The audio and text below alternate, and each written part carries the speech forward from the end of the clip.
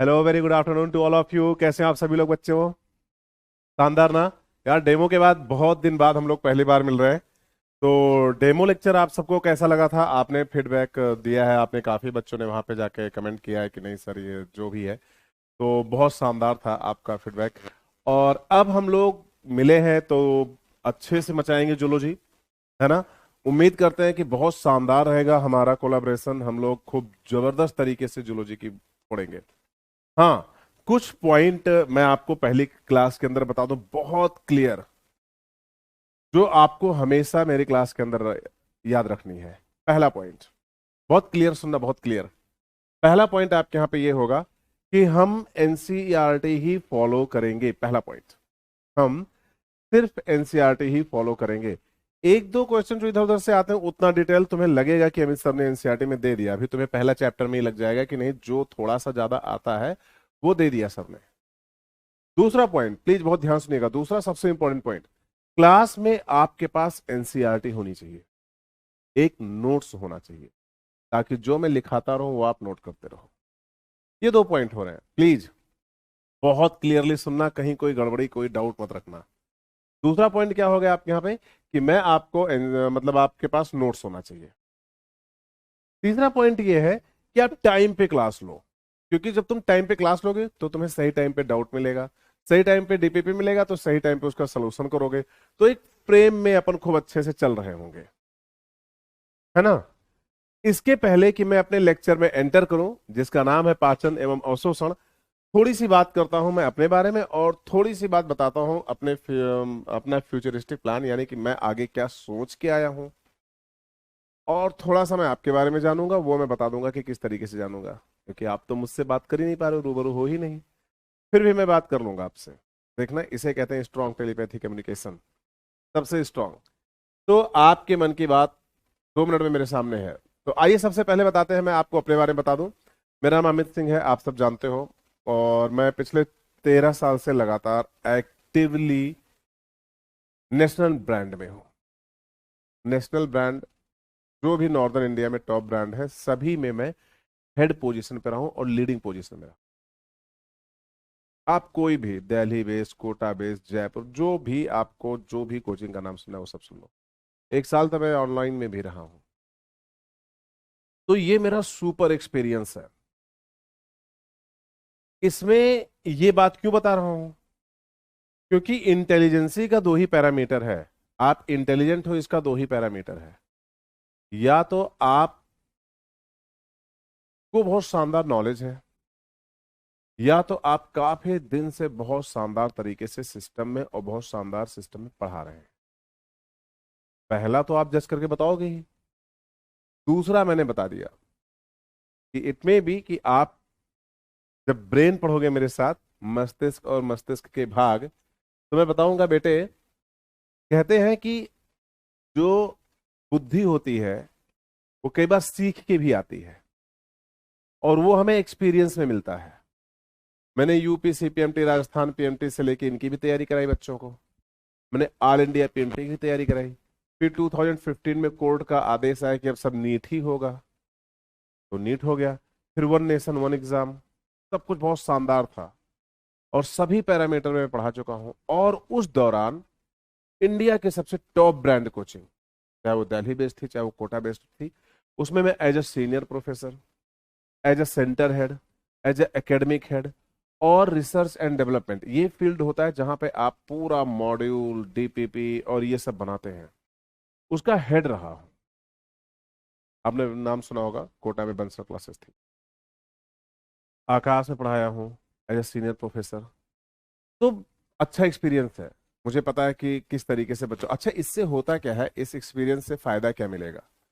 आपके लेवल पे जितना भी डाउट आया होगा वो उसके पहले मेरे पास आ चुका होगा। ये बड़ी प्यारी सी बात है। यानी कि आपके लेवल पे जो भी डाउट बनेगा वो आज के पहले मुझसे टकरा चुका होगा। तो जब तुम कभी मुझसे कोई क्वेश्चन पूछोगे, तो मैं इस बेस पे नहीं रखूंगा कि मुझे आता है कि नहीं आता है, ये इसमें तो कोई डाउट ही नहीं कि आता है कि नहीं आता है। मैं ये समझूंगा कि इस पे एक बार ऐसा क्वेश्चन आ चुका है, एक बच्चे ने ऐसे समझाया था और एक बच्ची ऐसे भिड़ गई थी कि नहीं सर ऐसा नहीं, मेरे वाले सर ने ऐसा समझाया है। तो मैं आपको हर एक फ्रेम बताऊंगा। ये हुआ पहला पॉइंट। दूसरा पॉइंट ये है कि मैंने वही बात कि मैं स्टार्टिंग कहाँ से किया हूं। मैं कानपुर से स्टार्ट किया, लखनऊ, कानपुर, दिल्ली, कोटा, जयपुर, बेंगलोर तक हो चुका हूं। तो अब पॉइंट सबसे इंपॉर्टेंट ये है कि ठीक है सर, एक्सपीरियंस ओके, अब ये बताओ आपका मोड ऑफ टीचिंग क्या होगा। मुझे मेरे लिए सबसे बड़ा यूएसपी है, अगर तुम मुझे ले जाके मार्केट में बेचना चाहो तो तुम बेच सकते हो ऐसे करके कि ये अमित सर हैं, ये एनसीईआरटी की बैंड बजाते हैं। और मैं पहला पर्सन ऐसा था लखनऊ में जिसने एनसीईआरटी पढ़ाई। मैं पहला पर्सन ऐसा था कोटा में इंस्टीट्यूट में जिसने एनसीईआरटी बेस्ड क्वेश्चन बुकलेट निकाली with page number. No doubt जिस इंस्टीट्यूट के लिए काम करता था उसने अपने नाम से निकाला। कोई दिक्कत नहीं, ब्रेन थोड़ा ना चोरी कर लोगे, मेरे पास तो ये है, फिर बना दूंगा। इवन आपका पहला जो आपके यहाँ पे टेस्ट होगा आप उसी में देख लेना, आपके सारे क्वेश्चन एनसीईआरटी से बिल्कुल डिट्टो लाइन बाय लाइन, मजेदार क्वेश्चन जिनको बोलते हैं। तो आप सभी लोग खूब बिल्कुल टेंशन फ्री होके बिल्कुल साथ में रेडी हो जाओ कि अब जूलॉजी की मचाएंगे। किसी को कोई डाउट तो नहीं है ना। अब दूसरा पॉइंट बताते हैं कि आपके लेवल पे आपके पास दो डाउट होंगे। क्या सर आपने इसके पहले हिंदी मीडियम पढ़ा है? पिछले 7 साल से लगातार सेल्फ इंटरेस्ट से हिंदी मीडियम पढ़ा रहा हूं। अब मैं तुमको इसके प्रीवियस इंस्टीट्यूट नहीं बता सकता कि मैं कहाँ से पे काम किया, सर्च कर लो मेरे बारे में, मिल जाएगा तुम्हें। तो इसके पहले जहां पे मैं पढ़ाया हूँ कोटा में, तो वहां पे क्या था कि हिंदी मीडियम मैंने अपने विल पावर से लिया था। सिस्टम बोला था तुम हिंदी मीडियम में क्यों जा रहे हो। मुझे अच्छा लगता था क्योंकि जब मैं हिंदी मीडियम के बच्चों को पढ़ाता था तो मुझे हमेशा ऐसा लगता था कि हिंदी मीडियम के बच्चों को एक परफेक्टली प्लेटफॉर्म मिल ही नहीं रहा है पूरे इंडिया में।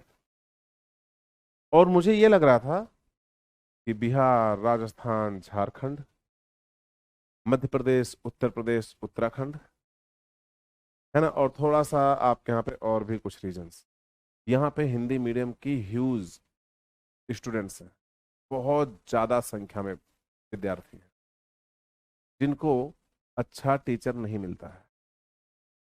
तो अच्छा तो मैं हूं ही, मैंने हिंदी बैच चूज कर लिया। तो बहुत इंपॉर्टेंट बात यह है, अब आप सभी लोग बहुत ध्यान से तीसरा पॉइंट सुनो। तीसरा पॉइंट सबसे इंपॉर्टेंट ये है कि आप जब मेरी क्लास के अंदर बैठोगे तो मैं आपको हर एक टर्म की हिंदी और इंग्लिश बताने की कोशिश करूंगा। आज चैप्टर का नाम क्या है? डाइजेशन एंड एब्जॉर्प्शन, यानी कि पाचन एवं अवशोषण। जब आप चलोगे मूवमेंट एंड लोकोमोशन में, तब उस समय मैं आपको पूरी तरीके से इंग्लिश में कन्वर्ट कर चुका हूंगा। और जूलॉजी में तब तुम्हें इस बात का एहसास होगा कि तुम्हें हिंदी नहीं आती। सर ये कन्वर्जन क्यों कर रहे हो आप? हम जैसे हैं वैसे रहने दो। हमने कहा अगर मैं किसी वनस्पति शास्त्र का टीचर होता, रसायन शास्त्र का होता या भौतिक शास्त्र का होता तो मैं ऐसा कदापि ना करता। लेकिन क्योंकि मैं जंतु शास्त्री हूं और स्पेशली मैं आपको मानव शारीरिकी और आकारिकी पढ़ाने जा रहा हूं, यानी कि ह्यूमन फिजियोलॉजी एंड एनाटॉमी पढ़ाने जा रहा हूं, तो मेरा पूरा कंसर्न ये रहेगा कि जो मैं पढ़ाऊं वो ज्ञान मेरा स्टूडेंट अगले साल जब मेडिकल कॉलेज में अपने हो तो वहां बघारे कि सर मैं पढ़ के आया हूं द अमित सर से और उन्होंने मुझे पढ़ाया है, तो कोई डाउट नहीं सब्जेक्ट में मुझे। ये बात समझ में आ रही कि नहीं आ रही है? तो वो तभी हो सकता है जब मैं तुम्हें एक ऐसी लैंग्वेज पढ़ाऊं जो यूनिवर्सल है,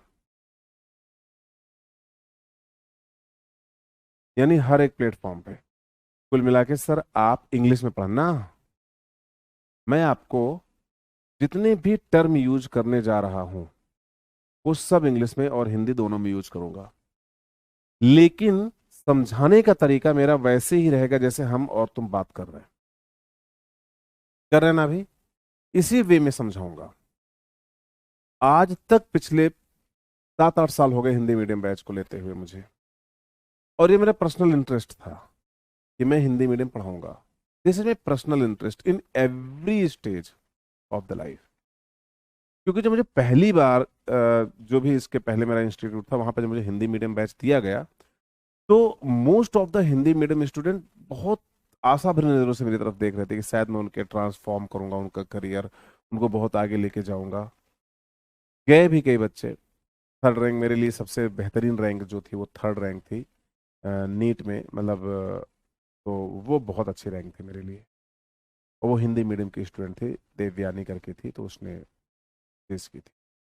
तो ये छोटी छोटी सी हैं अपनी, है ना, जो अपनी थोड़ी थोड़ी सी मतलब, उसकी एम्स में अच्छी रैंक नहीं आई थी, तो उस बच्चे ने क्या किया था कि एम्स जोधपुर ले लिया था उसने उसने मतलब इधर दिल्ली ले नहीं है, क्योंकि वो राजस्थान की थी तो वो राजस्थान में ही रह गई। लेकिन इससे मुझे एम्स जोधपुर ही रहना है, एम्स जोधपुर वही नया नया खुला था। तो ये मेरे लिए सबसे बेहतरीन रैंक थी आज तक ऑल इंडिया में, रैंक थर्ड, वो भी हिंदी मीडियम स्टूडेंट। बाकी इंग्लिश मीडियम में मेरी फर्स्ट रैंक भी रही है, सेकंड रैंक एम्स की रही है, सही से रहा है। अब आप जाने अपने टीचर को कि जो टीचर आपको पढ़ाने जा रहा है, नो डाउट आपने डेमो वेमो देखा होगा मेरा, आपको काफ़ी कुछ इन्फॉर्मेशन मेरे बारे में मिली गई होगी। बट मैं तुमसे बता दूं, पिछले 14 साल से लगातार पढ़ा रहा हूँ, 13 साल कंप्लीट कर चुका हूँ, 14वें साल में एंटर कर चुका हूँ। तो नॉर्दर्न इंडिया में जिन कोचिंगों का नाम तुम सुनते हो, सबसे हाई फाई बड़ी बड़ी आई और चली गई, सब में हेड पोजीशन पे रहा हूँ। कोई भी ऐसा इंस्टीट्यूट नहीं रहा है जिसमें मैं ट्रेलिंग एंड पे रहा हूँ, कि मतलब नहीं बिल्कुल पीछे नहीं। एज ए सीनियर प्रोफेसर, चाहे मैं दिल्ली के एक इंस्टीट्यूट में था पहले, है ना, आकाश में, या मैं बंसल क्लासेज में था, academic head, centre head, head into the research and development. Research and development वो ब्रांच होती है जहाँ पे हम मॉड्यूल फ्रेमिंग और ये सब करते हैं। और उसके बाद मैं आ गया एलन में पिछले 6 साल से, हाँ। पिछले साल एक ऑनलाइन प्लेटफॉर्म पे भी था, रहने दो, बाद में बात करेंगे उसके बारे में। बट अभी मैं फिजिक्स वाला पे हूँ, और मैं आपको इतनी बेहतरीन जूलॉजी पढ़ाऊंगा कि आपको जूलॉजी में फील आएगा। बस इतना याद रखना कि मेरी क्लास में रटना अलाउड नहीं है। अगर आपको कोई कह रहा है कि मैं आपको रटा दूंगा जूलॉजी, तो शायद आप ऐसे मनोभाव लेके अगर मेरी क्लास के अंदर बैठे हुए हैं, तो आपने गलत कक्षा चूज कर ली है। क्योंकि मैं तुम्हें रटाने वाला कतई कतई नहीं हूँ। मैं तुम्हें हर एक चीज़ का रीज़न बताऊंगा, और जब मैं तुम्हें एनसीईआरटी पढ़ाऊंगा तो तुम्हें लगेगा यस, आज के पहले मैंने एनसीईआरटी को इस कदर नहीं फोड़ा है। ये मेरा आपसे वादा है। पक्का ना सर? बिल्कुल पक्का मेरे बच्चे, 100% पक्का, है ना। अगर इस साल 360 नंबर किसी के भी आएंगे, तो वो यकीन हिंदी मीडियम के, यकीन 2.0 के बच्चे के आएंगे। ये बात याद रखना, क्योंकि मैं तो फुल टास्क पढ़ाऊंगा आपको एनसीईआरटी। अब आप फोकस करो कि आपको क्या करना है। तो यहां तक मैं आपको एक जनरल फीचर लेके चल रहा हूं। क्या आप सभी रेडी हैं बिल्कुल तोड़ फोड़ मचाने के लिए? एक बार यस बोल दो, और हर एक बच्चा कम से कम 108 बार यस बोलेगा। देखें जरा, दिमाग लगाओ, 108 बार आपको yes yes yes yes yes yes लिखना है। अब मैं चेक कर रहा हूं कि किसका आईक्यू कितना शानदार है। कई लोग यस यस यस यस 108 बार लिखने लगे ना रे, 108 लिख के यस लिख दो, और क्या। ये सब क्या करा रहे हो सर? लिखो, तो कह रहा हूं कमांड तो लो।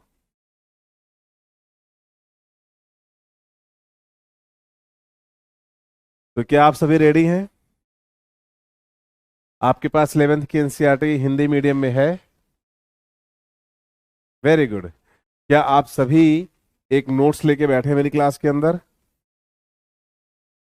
तो क्या कह रहे हो, थोड़ा जाए नीट 2022 जूलॉजी में? क्या आप रटने के मूड से बैठे हो? बोलो नो। नो से भरो जल्दी जल्दी प्लीज। मुझे पता है कि तुम बैठे हो रिकॉर्डिंग देख रहे हो, लेकिन प्लीज मैं चाहता हूं कि एक्टिव रहो यार। लिखो नो उसमें। क्या आप सब रटने के उद्देश्य से क्लास के अंदर बैठे हैं? नहीं ना? बोलो, समझने के उद्देश्य से बैठे हैं। समझने के नाम। तो आई प्रॉमिस टू यू, मैं जो जूलॉजी तुम्हें पढ़ाने जा रहा हूं वो साइंस तुम्हारे शरीर की है। तो जो कुछ भी पढ़ाऊंगा सिर्फ तुम्हारे बॉडी के अंदर पढ़ाऊंगा, तुम्हारे बॉडी के बाहर नहीं जाऊंगा। ये बात याद रखना। तो बहुत ध्यान से, बिल्कुल फ्री हो जाओ, बिल्कुल फ्रीली फ्लो करो, ऐसे से बहता हुआ पानी, बिल्कुल फ्री रहो और एंजॉय करो जूलॉजी। आओ ध्यान से शुरू करें। Thank you. तो सबसे पहले यकीन बैच है ये, और यहाँ पे एक छोटा सा पॉइंट जरूर देखिएगा, एक थोड़ा सा आप यहाँ पे, चाहे तुम यकीन 2.0 बोलो या जो कुछ बोलो, मैं तो यही कहूंगा कि आप इसे 2.0 ना बोलो, आप इसे यकीन ही बोलो, है ना? यकीन हिंदी मीडियम, क्योंकि 2.0 इंग्लिश मीडियम में है। तो यहाँ पे आता है यकीन हिंदी मीडियम फॉर ड्रॉपर्स। बहुत ध्यान से इधर की तरफ आप के यहाँ पे क्यों? क्योंकि ये एक इस संरचना है जो आपके यहाँ पे ये बताने की कोशिश कर रही है कि हम शायद पाचन और अवशोषण में जा रहे हैं। अध्याय का नाम है पाचन एवं अवशोषण। पाचन एक ऐसी क्रियाविधि है मेरे बच्चे, बहुत ध्यान से सुनो, स्टार्ट हो चुका है चैप्टर,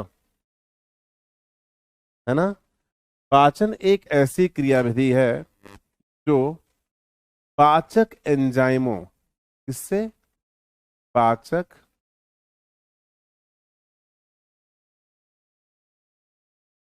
एंजाइमों की अनुपस्थिति में नहीं होगा। यानी अगर तुम चाहते हो कि पाचन सही या सुचारू रूप से हो तो पाचक रस या पाचक एंजाइम की जरूरत पड़ेगी। ये बात समझ में आ रही है कि नहीं आ रही है? और अगर पाचक रस और पाचक एंजाइम की जरूरत पड़ेगी मेरे बच्चों, तो बहुत ध्यान से सुनिएगा कि यहां पे ग्रंथियों की जरूरत पड़ेगी। ग्रंथि की जरूरत पड़ेगी, और ये ग्रंथियां दो प्रकार की होंगी। प्लीज बहुत ध्यान से सुनिएगा। कितने प्रकार के होंगे मेरे बच्चे? दो प्रकार की। एक होगी आपके यहाँ पे एक कोशिकीय ग्रंथि, एक कोशिकीय ग्रंथि, और एक होगी आपके यहाँ पे बहु कोशिकीय ग्रंथि। यार ये तो दो टाइप की ग्रंथियां हो गई। यस मेरे बच्चों, बहुत ध्यान से सुनो, बहुत ध्यान से सुनो, बहुत मजा आने वाला है आपको। अब आया अवशोषण। सर अवशोषण के लिए क्या चाहिए? अवशोषण के लिए चाहिए, जानते हो क्या? Surface area. यानी कि जितना ज्यादा आपके यहाँ पे सरफेस होगा, क्या होगा? जितना ज्यादा सरफेस उतना शानदार अवशोषण होगा।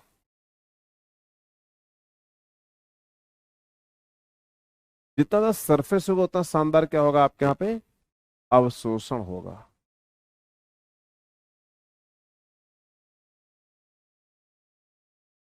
तो कहने का तात्पर्य यह है कि आपके आपके आपके आहार नाल के अंदर दो चीजें होंगी।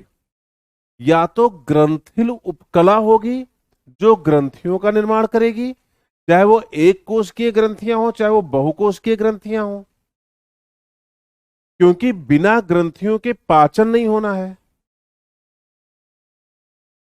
दूसरा पॉइंट क्या है आपके यहां पे कि आपके आहार नाल के अंदर तरल स्तंभी उपकला विलाई, माइक्रोविलाई या सूक्ष्मांकुरों द्वारा होंगे, या सूक्ष्मांकुरों से आच्छादित होंगे। और ये सूक्ष्मांकुर युक्त उपकला जो आपके आहार नाल के अंदर पाई जाएगी, ये अवशोषण में पूर्ण रूप से भाग लेगी।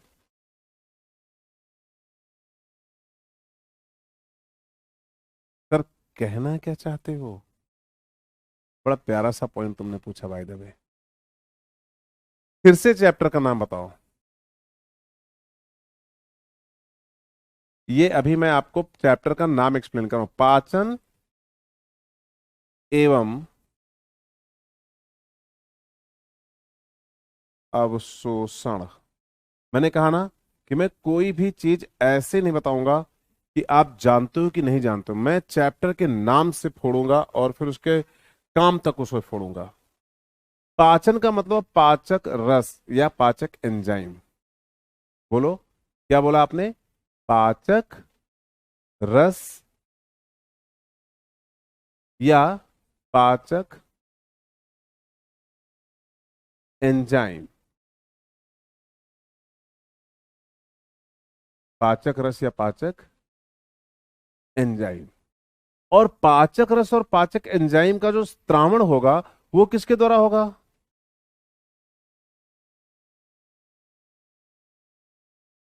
ग्रंथियों द्वारा। और ग्रंथियां कितने प्रकार की होती हैं मेरे बच्चे? कुछ होंगी आपके यहां पे, एक कोशिकीय, एक कोशिकीय। और कुछ क्या होंगे आपके यहां पे? बहु कोशिकीय। कहीं पर भी अगर तुम्हें बात समझ में नहीं आ रही है तो जरूर बताइएगा। कहीं पर भी अगर तुम्हें बात समझ में नहीं आ रही है तो तुम जरूर बताना। यानी कि ये एक कोश की और बहुकोश की ग्रंथियां होंगी। यानी कि अगर मैं हम आप और पाचन होगा कहां पे मेरे बच्चे? आहार नाल के अंदर होगा। कहां पर होगा? आहार नाल। यानी आहार नाल में पाई जाने वाली उप कला पर ग्रंथियां पाई जाएंगी। क्या पाई जाएंगी आपके यहां पे बेटे?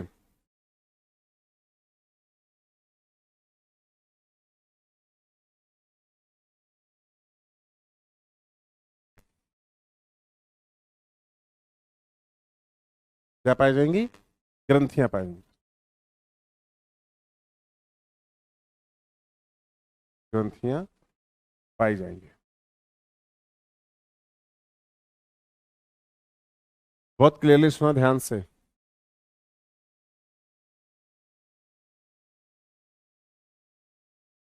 अब फिर से सुना ध्यान से। अगर यहां ग्रंथियां पाई जा रही हैं, इसका मतलब ये हुआ, बहुत ध्यान से सुनो, अगर ग्रंथियां पाई जा रही हैं तो ये उपकला होगी आपके यहां पे ग्रंथिल उपकला। क्या होगी? बहुत ध्यान सुनिएगा। ग्रंथिल उपकला।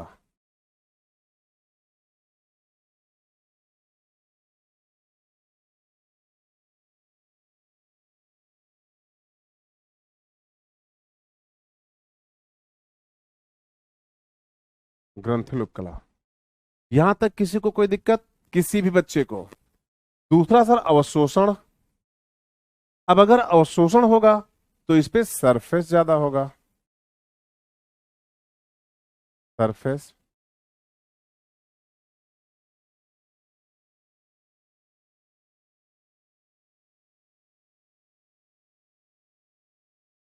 सरफेस ज्यादा, बहुत ध्यान सुनना, बहुत ध्यान से, बहुत मजा आने वाला है आपको। और अगर सरफेस ज्यादा होगा तो जो इपिथीलिया होगी उस पे माइक्रो विलाई होगी। और माइक्रो विलाई को बोलते हैं सूक्ष्मांकुर। सूक्ष्मांकुर यानी जो सरल सतह, यहां पर जो आहार नाल के अंदर, सरल मतलब एक कोशिकीय या एक लेयर, सरल स्तंभी उपकला। सरल स्तंभी उपकला पाई जाएगी। पाई जाएगी। उसके ऊपर सूक्ष्मांकुर युक्त यानी सूक्ष्मांकुर यानी माइक्रोविलाई पाए जाएंगे। ये सरफेस एरिया बढ़ाएंगे।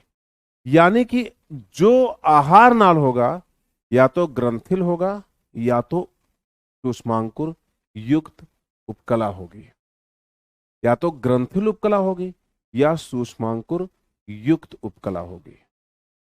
तो हर एक बच्चे को ये बात पता है क्या कि सर सूक्ष्मांकुर युक्त उपकला क्या है? आपने देख लिया। क्या करेगा वो आपके भोजन का अवशोषण करेगा, पाचित भोजन का। सर पाचित भोजन क्या होते हैं? पाचक रसों, एंजाइमों और आपके यहाँ पे साल्ट, जो कुछ भी आपके यहाँ पे अटैच होता है, यानी कि इन सब की उपस्थिति में आपका लार्जर बायोमोलिक्यूल, स्मॉलर यानी बड़े जैव अणु, छोटे अवशोषित अवशोषित रूप में परिवर्तित होते हैं। यानी कि बड़े जैव अणु छोटे जैव अणुओं में रूपांतरित होते हैं। किसकी? पाचक रस और पाचक एंजाइमों की उपस्थिति में। और ये इतने छोटे फ्रेम में रूपांतरित होंगे कि ये आपके आहार नाल की सतह पर, यानी सरफेस पर, किस पे? आपके यहां पे सरफेस यानी सतह पर अवशोषित हो जाएं। बोलो, यहां तक किसी को कोई दिक्कत? किसी भी बच्चे को कोई दिक्कत है? अगर है तो आप यस लिखो, वरना नो कमेंट में जरूर लिखो। क्योंकि मैं बताऊं, जब मैं चाहता हूं कि आज जब मैं अपना बच्चों का पूरा फ्रेम ओपन करूं तो खूब ढेर सारे कमेंट हों, good morning, good afternoon, good evening sir, और कैसे हो सर, बताओ सर, मजेदार सर, क्लास अच्छी हो रही है, नहीं सर बहुत बोरिंग कर रहे हो आप, ये कर रहे हो, और जो कुछ भी बोलना है बोलो। Yes sir, no sir, 1008 sir, start कीजिए sir, done sir, ready sir, everything. Comment करते रहो, क्योंकि कमेंट तभी करोगे जब जिंदा रहोगे। तो कहने का तात्पर्य सर जी ये है कि अब हमें देखना है पाचन तंत्र एवं आहार नाल। पाचन तंत्र एवं आहार नाल, ये एक छोटा सा आप यहाँ पे मेरा एक छोटा सा मेरा वो है कि शायद मैं इससे आपको आहार नाल के बारे में बता पाऊं। फिर भी मैं आपको एक बात बताना चाहता हूं कि पाचन तंत्र और आहार नाल में क्या फर्क है, ये जानना बहुत ज्यादा जरूरी है ना? तो अगर मैं आहार नाल की बात कर रहा हूं तो ये आपके यहाँ पे मुख गुहा से शुरू होकर और एनस यानी गुदा तक जाएंगे। फिर से बोलो, मुख गुहा नहीं, मुख से शुरू होकर एनस तक जाएंगे। बोलो एक बार। सर ये मुख से होकर एनएस तक जाएंगे, मुख से होकर गुदा तक जाएंगे। ये एक पतली ट्यूब नुमा संरचना है। क्या है आप यहाँ पे? ये एक पतली ट्यूब नुमा संरचना है जो मुख से लेकर गुदा तक जाते हैं, मुख से लेकर गुदा तक जाते हैं। बहुत ध्यान से सुनना, फिर से सुनो ध्यान से, फिर से सुनो ध्यान से। कहां से कहां तक? आहार नाल जो होता है ये जाता है मुख से, मुख से गुदा तक, गुदा तक। और इसको कहते हैं नलिका के अंदर नलिका प्रकार का, नलिका के अंदर, अंदर नलिका, नलिका, नलिका प्रकार का,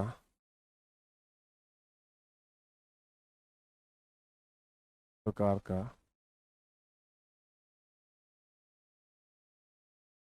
प्रकार की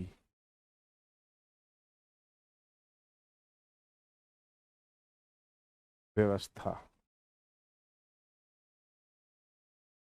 यानी ये हो गया आपके यहाँ पे क्या है? नलिका के अंदर नलिका प्रकार की शारीरिक व्यवस्था।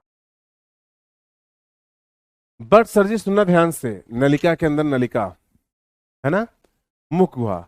लेकिन जब हम इसी को बोलते tube with in tube body plan, TUVE tube, WITH, tube with in tube body plan.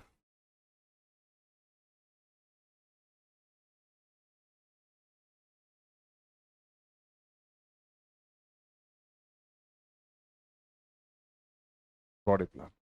ये बात समझ में आ रही कि नहीं आ रही है सबको? लेकिन जब मैंने tube with in tube body plan पढ़ा तब मेरे समझ में एक और भी शानदार चीज आई। वो क्या थी आप सभी को जानना चाहिए मेरे ख्याल से। मैंने ये सुना, बहुत ध्यान से सुनना बेटा। मैंने ये सुना कि आहार नाल, आपके एनसीईआरटी में एक लाइन लिखी हुई है, बहुत ध्यान से सुनोगे तो दिखाई देगी वरना नहीं दिखाई देगी। लिखा हुआ है, आप एनसीईआरटी ओपन करके बैठे हो ना, जहां पे हेडिंग होगा आहार नाल, ध्यान से देखो, ध्यान से देखो, मैं बता दे रहा हूं ना, देख लो।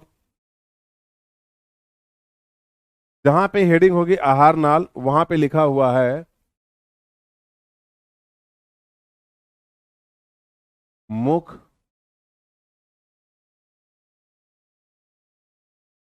मुख गुहा में खुलता है। मुख मुख गुहा में खुलता है। ये लाइन जानते हो कहाँ लिखा हुआ है? एनसीईआरटी के पाचन एवं अवशोषण चैप्टर के पहले पन्ने पर। जब तुम पहला पैराग्राफ थोड़ा बड़ा है, दूसरा पैराग्राफ दो एक लाइन का है, जब तुम तीसरे पैराग्राफ में लिखोगे वहां की पहली लाइन है ये। क्या लिखा हुआ है बोलो, आप सब लोग बोलो। मुख मुख गुहा में खुलता है। अगर इसका मतलब हुआ ये मुख है और ये मुख गुहा है, प्लीज बहुत ध्यान सुनना। ये क्या है आपके यहाँ पे? मुख, माउथ, और ये किसमें खुल रहा है? इसमें। तो ये क्या है बोलो? मुख,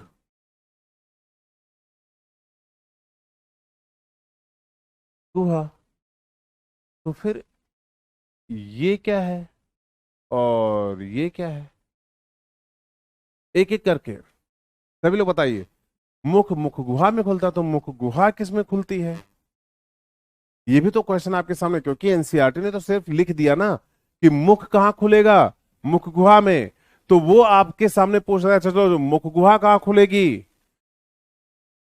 बताइए, कोई भी आंसर आपके सामने है? प्लीज ध्यान से सुनिए, आंसर जरूर होगा आपके सामने, प्लीज आप लोग गौर से देखिए। मैं बार बार बोल रहा हूं एनसीईआरटी देखो और एनसीईआरटी देख के बताओ यहां पे क्या होना चाहिए, बोलिए। ग्रसनी। मुख गुहा किसमें खुलेगी? ग्रसनी में। और ग्रसनी किस में खुलेगी मेरे बच्चे बताओ?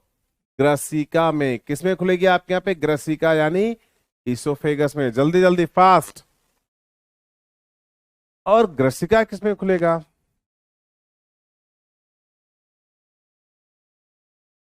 आमाशय में। जब ये सारी बात हो रही थी तो हमने कहा कि एक पैटर्न हम लोगों ने देखा था किसके अंदर, जब हम जीव जंतु जगत पढ़ रहे थे तब हमने कहा अगर ब्लास्टोपोर डेवलपमेंट, यानी कि जब आप अपने एम्ब्रियोनिक डेवलपमेंटल स्टेज में होते हो,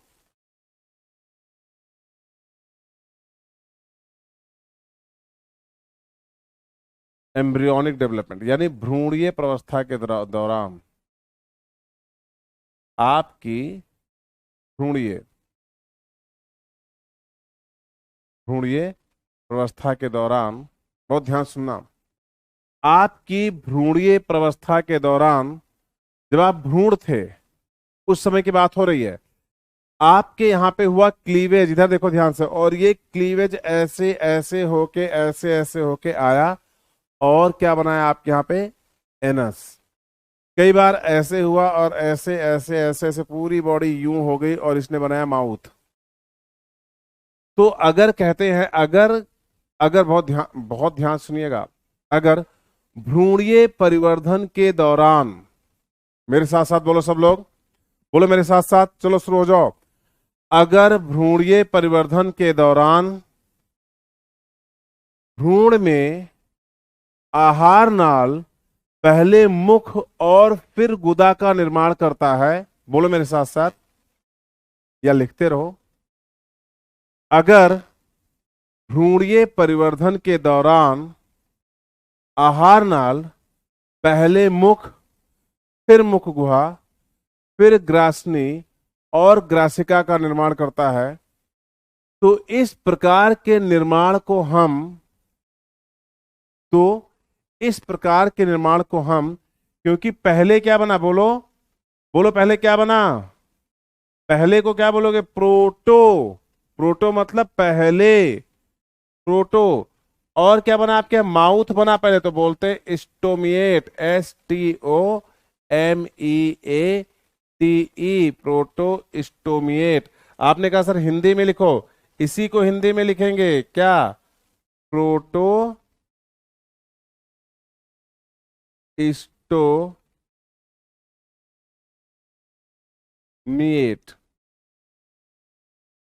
प्रोटो स्टोमिएट का मतलब, प्रोटो का मतलब पहले, स्टोमा का मतलब माउथ, यानी भ्रूणीय परिवर्धन के दौरान आहार नाल की जो संरचना सबसे पहले बनती है उसको हम लोग कह रहे हैं प्रोटोस्टोमिएट। आप क्या बोल रहे हो? मुख, मुख गुहा में खुल रही है, ये आप बता रहे हो कैसे? एक निवाला लिया, पहले मैंने मुंह खोला, फिर ले जाके किसको? मुख गुहा के अंदर रखा, फिर हम चबा रहे हैं। इसका तात्पर्य यह हुआ कि मुख, मुख गुहा में खुलती है आहार नाल के अनुसार, मुख मुख गुहा में खुलती है। आपने कहा नहीं सर, आपने तो अभी कहा कि भ्रूणीय परिवर्धन के दौरान अगर किसी आहार नाल में पहले मुख और देन आपके यहाँ पे मुख गुहा खुलती है तो इस प्रकार के आहार नाल को हम प्रोटोस्टोमिएट कहते हैं। तो हमारे यहाँ पे एनसीईआरटी में लिखा हुआ है कि मुख मुख गुहा में खुलती है, तो आपको दिक्कत क्यों हो रही है? हमने कहा होगी क्योंकि प्रोटोस्टोमिएट का मतलब है पहले स्टोमा बने माउथ, और वो जो मेन फंक्शन है या जो मेन ग्रुप है एनिमल किंगडम का, वहां पर प्रोटोस्टोमिएट में आते हैं। बोलो कौन आता है?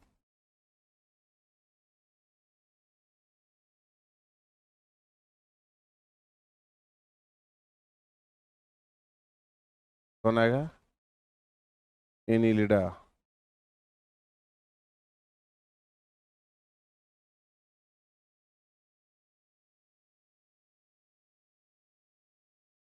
कौन आएगा? एनिलिडा। और कौन आएगा?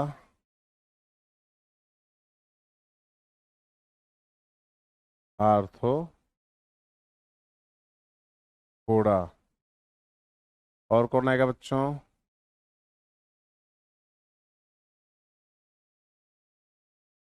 मोलास्का। तो प्रोटोस्टोमिएट में कौन कौन आएगा आपके यहाँ पे?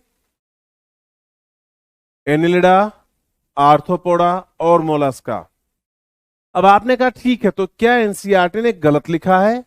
हमने कहा नहीं, एनसीईआरटी में आहार नाल पढ़ा रही है, तो फूड के पाथ के अनुसार कैसे कैसे भोज्य पदार्थ आपके शरीर में जाता है उसके अनुसार उन्होंने आपको आहार नाल का सचित्र वर्णन कर दिया और उसी के अनुसार लिख दिया।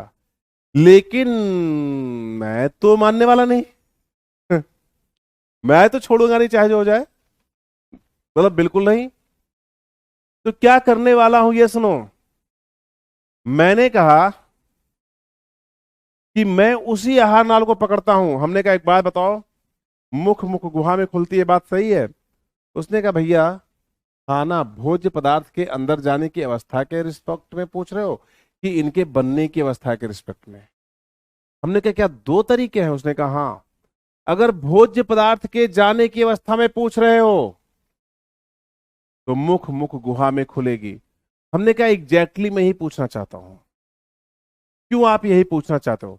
क्योंकि अपना काम भोजन पाचन एवं अवशोषण है, तो हम इसके निर्माण की क्रियाविधि क्यों जाने?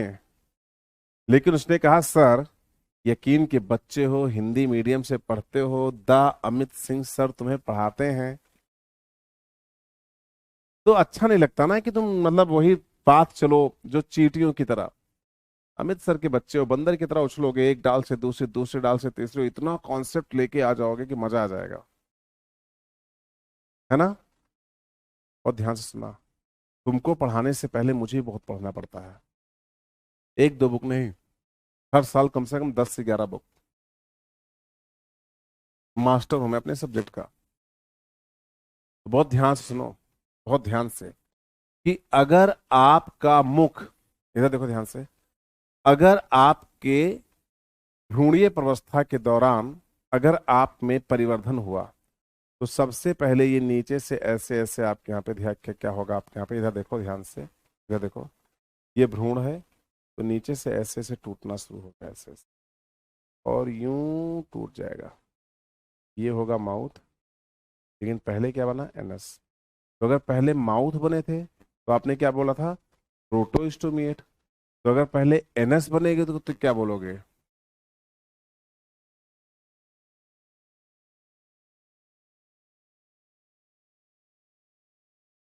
ड्यूटेरो स्टोमिएट।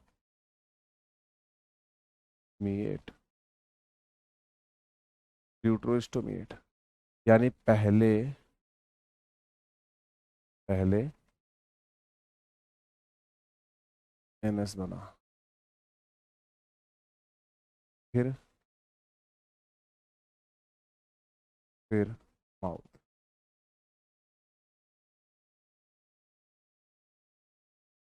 फिर मुख का निर्माण। तो अगर पहले माउथ बना तो प्रोटोस्टोमिएट, और अगर पहले एनएस बना तो ड्यूट्रोस्टोमिएट कहलाते हैं। मोर बोलो, मेरी ये बात समझ में आई कि नहीं आई? आई ना? बहुत ध्यान से आनी चाहिए, बता रहा हूं, बार बार गड़बड़ी मत करना कहीं पर भी, किसी भी लेवल पे, है ना? तो क्या हो गया, ये प्रोटोस्टोमिएट और ड्यूटरोस्टोमिएट, एंड दैट्स इट।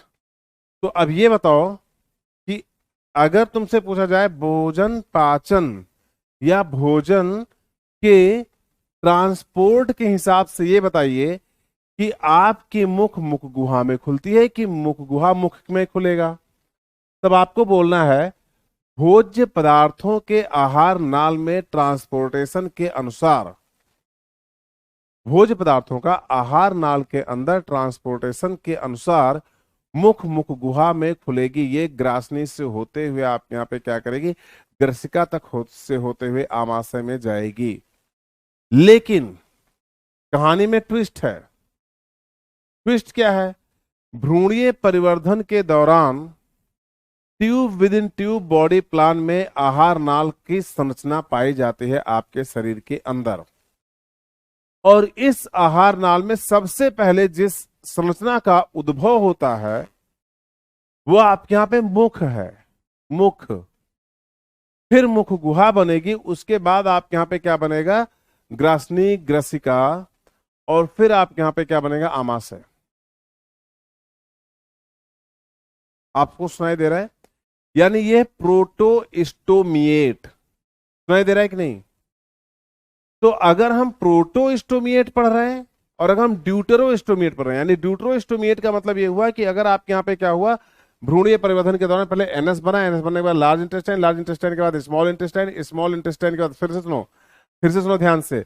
हमने कहा पहले क्या बना, आपके यहाँ पे गुदा बनती है, उसके बाद आपके यहाँ पे दीर्घ आंत बनती है, उसके बाद क्षुद्रांत बनती है, उसके बाद आमाशय बनता है, आमाशय ग्रसिका, ग्रसनी, और लास्ट में मुख गुहा, और मुख गुहा ओपन इनटू द माउथ, यानी उल्टा बनेगा।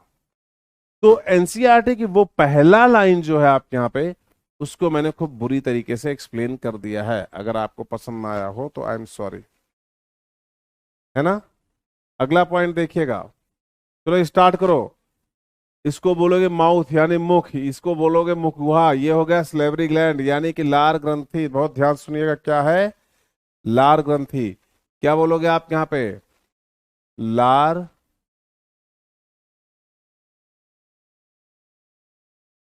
ग्रंथि, है ना? ये हो गया ग्रसिका, ये हो गया अमाशय, ये हो गया पैनक्रियाज, है ना, अग्न्याशय।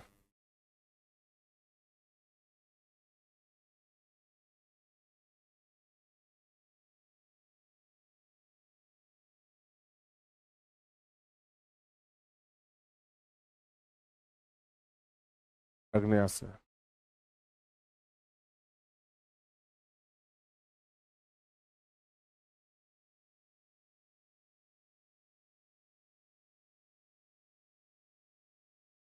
बृहदान्त्र तो क्या बोलोगे? गुदा।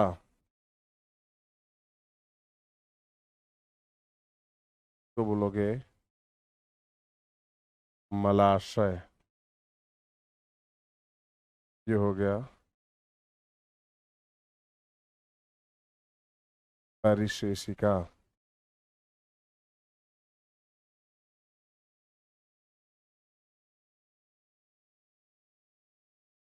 परिशेषिका ये हो गई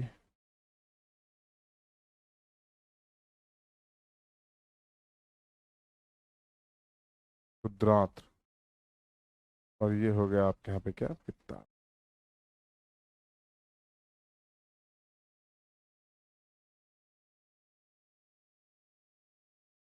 ये हो गया यकृत। यकृत। भाई कुछ छूट गया होगा तो जरूर बता देना, हिंदी और इंग्लिश दोनों में। कुछ भी छूटा होगा तो जरूर बता देना। चलो मेरे साथ साथ बोलो। ये बताओ, भोज्य पदार्थों का पाचन एवं अवशोषण के लिए, भोज्य पदार्थों के पाचन एवं अवशोषण के लिए आपके आहार नाल के सतह पे ग्रंथिल उपकला का काम पाचन के लिए होगा कि नहीं होगा? ये बताइए, यस या नो में जवाब दो। यस होगा। और मुझे बताओ कि सरल स्तंभी उपकला, फिर से सुनो, सरल स्तंभी उपकला सूक्ष्मांकुर युक्त ये अवशोषण के लिए होंगे कि नहीं होंगे? ये बता दीजिए आप। होंगे ना? तो अब आंसर मेरा आप तक जा रहा है, बहुत ध्यान से सुनिएगा कि पाचन तंत्र एवं आहार नाल का पूरा का पूरा अरेंजमेंट समझ में आया कि नहीं आया? अब हम कहेंगे कि आपके आहार नाल के अंदर, अगला पॉइंट लेके चलो अंदर, अगला पॉइंट प्लीज, बहुत बहुत ज्यादा इंपॉर्टेंट है ना? आपके आहार नाल के अंदर, है ना, काफी ढेर सारी संरचनाएं होती हैं। यानी अगर मैं बोलूं आपका आहार नाल है, आहार नाल, तो मैं बताऊं इसमें क्या है? मुख गुहा है, पहला पॉइंट। दूसरा पॉइंट, दांत है। तीसरा,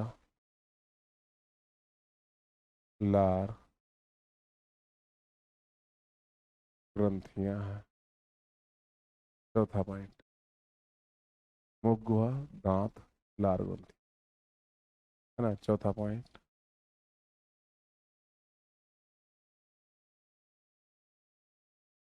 ऊपरी एवं निचले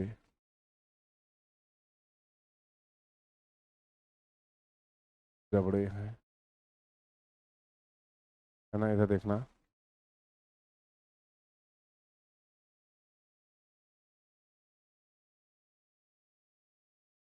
वॉल्डेयर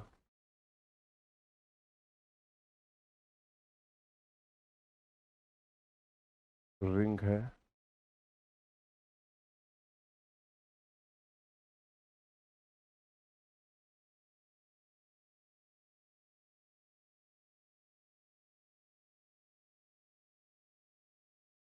छोटी एवं बड़ी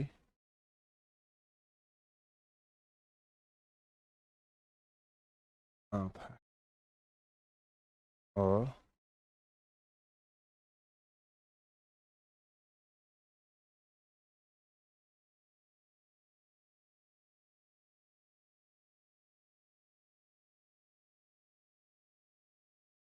गुदा है। अब बात समझ में आई कि आहार नाल के अंदर कौन कौन संरचना है? तो चलो मेरे साथ साथ बोलो कौन कौन सी है। बोलो, मुख गुहा पाई जाएगी कि नहीं पाई जाएगी? बोलिए यस। सबको बोलना है मेरे साथ साथ, मुख गुहा पाई जाएगी कि नहीं पाई जाएगी? पाई जाएगी ना? दांत पाए जाएंगे, ये बताइए आप यहाँ पे। लार ग्रंथियां पाई जाएंगी, ऊपरी और निचले जबड़े पाए जाएंगे, वाल्डेयर रिंग पाई जाएगी, छोटी एवं बड़ी आंत पाई जाएगी और गुदा पाया जाएगा। यस या नो में जवाब आपका आना चाहिए और कुछ नहीं, ज्यादा दिमाग मत लगाना। यस या नो में जवाब आना चाहिए। अब हम लोग ये देखते हैं कि मुख गुहा में क्या है। इधर देखना,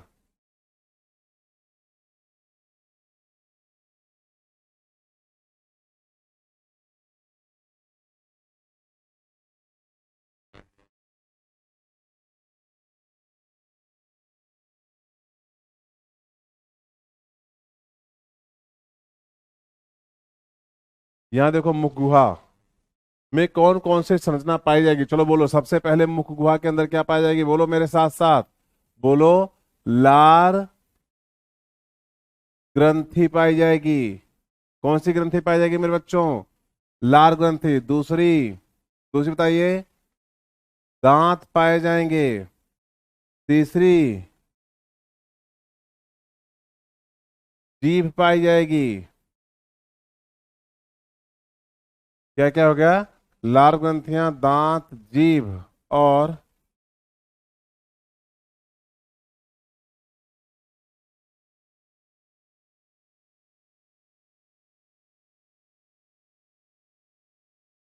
पैलाटाइन हड्डी भी होगी।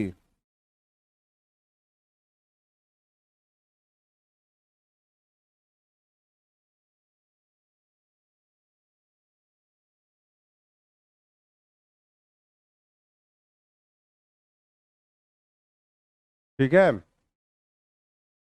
तो अभी सबसे इंपॉर्टेंट पॉइंट ये है कि हम लोग क्या देखने जा रहे हैं। लार ग्रंथियां तो अभी हम लोग देखने वाले हैं नहीं, हम लोग देखने वाले दांत।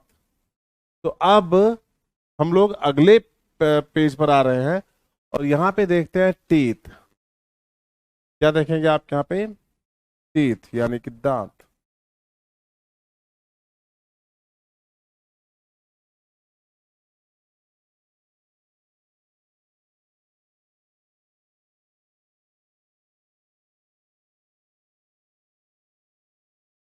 टीथ, दांत। सब लोग बिल्कुल रेडी रहें, बिल्कुल ध्यान से देखते रहो। मैंने आपके सामने एक फोटो बनाई, cross section of tooth, enamel, dentine, pulp, gum, root canal, bone, cementum. यानी हर वो संरचना तुम्हें दिखाने की कोशिश की है जो यहां पर इस पूरे के पूरे लेक्चर में जाने वाले हैं। आपको सुनाई दे रहा है, यानी कि आपको जो मैं बताने वाला हूं वो कुछ इस तरीके से होगा। यानी आपको क्रॉस सेक्शन ऑफ टूथ देखना है जिसमें इनेमल होगा, डेंटाइन होगा, पल्प होगा, गम होंगे, रूट कैनाल होगा, बोन होगा, सीमेंटम होगा। आपने कहा सर सब इंग्लिश में लिखा हुआ है। हमने कहा मैं सब हिंदी में दूंगा तुम्हें, यू डोंट वरी। एवरीथिंग, सब कुछ हिंदी में देने वाला हूं। आप सोचना भी मत कि इसमें कोई भी मैटर ऐसा रहेगा जो जरूरत से कम है ना। तो मैं अभी, क्योंकि आज हम लोगों का पहला लेक्चर है, इंट्रोडक्टरी है। अमूमनली अपना लेक्चर 27 से आने वाला था, बट क्योंकि बॉटनी आपकी बहुत पहले मतलब एक बार वाइंड अप हो चुकी है, इसलिए मैंने क्या किया कि एक छोटा सा लेक्चर इंट्रोडक्टरी बनाया है ना। आपको ये इंट्रोडक्टरी भी था और थोड़ा सा अपने चैप्टर के बारे में मुझे क्या करना था, आपको रिव्यू भी देना था। मैं आप सभी से ये उम्मीद करता हूं, बहुत ध्यान से सुनिएगा, मैं आप सभी लोगों से उम्मीद करता हूं कि आज के लेक्चर को थोड़ा सा शॉर्ट रखेंगे। आप लोग इसको देखो और एक बार ये जरूर बोलो मुझसे कि तुम लोगों को क्या चाहिए। कहते ना कि मैं आपको हर एक फ्रेम पे पढ़ा दूंगा, बस दो तीन चीजें आप मेरी तरफ से याद रखना। आप लर्न करने की कोशिश मेरी क्लास के अंदर ना करना, आप एनसीईआरटी लेके बैठना और आप नोट्स बनाओगे छोटे छोटे से, प्यारे प्यारे से। बाकी कोई दिक्कत नहीं होगी क्लास के अंदर, आई प्रॉमिस टू यू। आज का लेक्चर मैं जल्दी थोड़ा सा वाइंड अप करूंगा, उसका सीधा सीधा कॉज जो है वो ये है कि मैं चाहता हूं कि आप सभी आज के लेक्चर को देखो ध्यान से और देखो कि हम क्या करने वाले हैं। कल से मेरे लेक्चर में प्रॉपरली बैठो और अच्छे से पढ़ाई करो। एक बात जरूर याद रखना कि आप नीट की तैयारी अपनी मर्जी से कर रहे हो, किसी के दबाव में आके नहीं कर रहे हो। इसलिए किसी भी लेवल पे ये मत सोचना कि ये चीज छोड़नी है।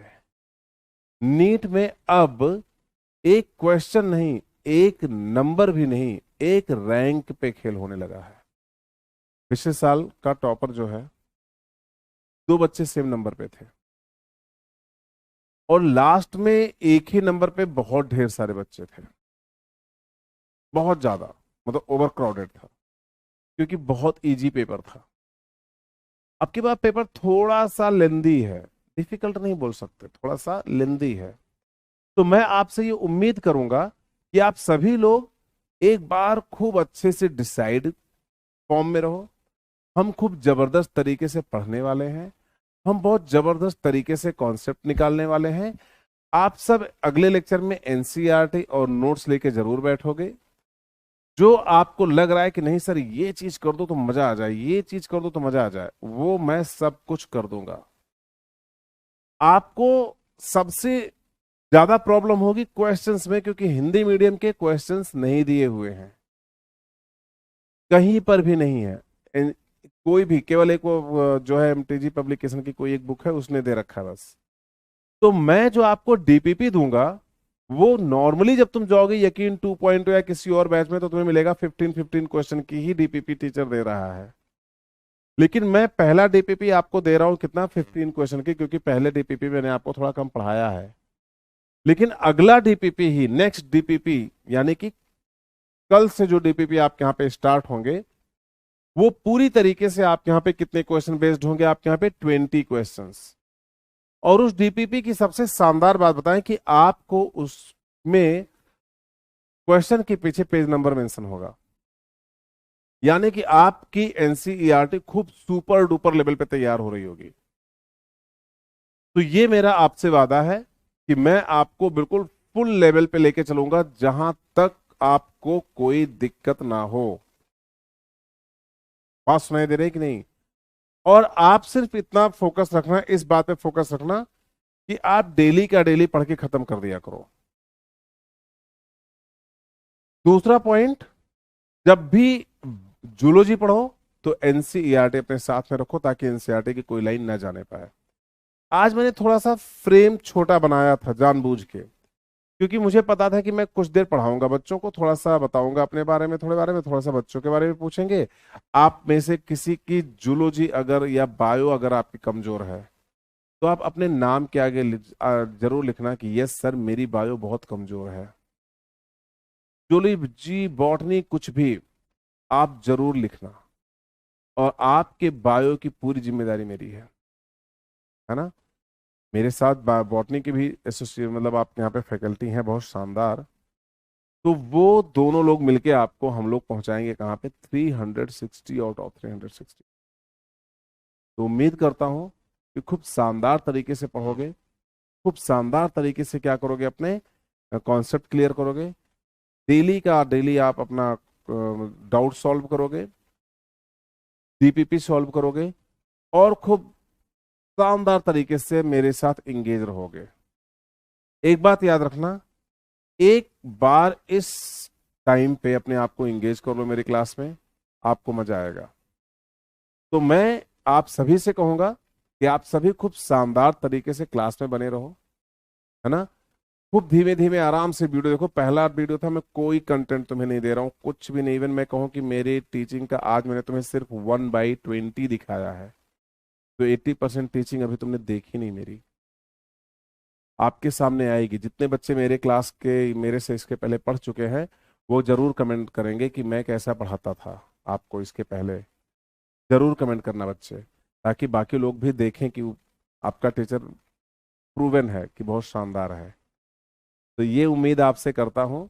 हाँ, याद रखना कि एनर्जी लेवल से लेके हर एक चीज लेवल टॉप पे रहेगी कब, जब आपका सपोर्ट रहेगा तब। यानी आपको मुझे सपोर्ट करते रहना है बाई कमेंट। जब मैं बोलूं इसका क्या होगा, तो आपका कमेंट आना चाहिए।